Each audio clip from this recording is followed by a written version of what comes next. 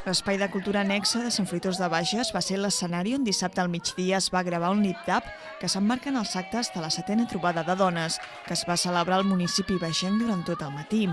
Un centenar de dones van escenificar en aquest lip-dub algunes de les cançons sobre igualtat que es van presentar en un concurs del Consell Comarcal del Bages de 2009. És una bona mostra el compartir avui aquí,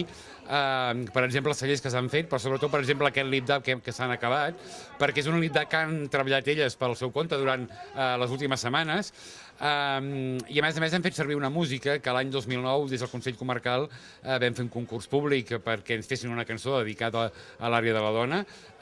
i volem que aquest treball no es quedi aquí, sinó que el revisarem, veurem quin suc li podem treure, i volem que sigui un treball que es pugui treballar amb els instituts, les escoles de la comarca del Bages, per animar així també a reflexionar en tot el que és el problema de la igualtat de gènere.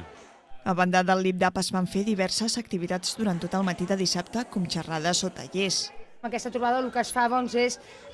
des de xerrades assertives de comunicació que hem pogut acollir fins a tallers de manualitats i passant per aquesta cluenda que hem tingut amb el lip-dub.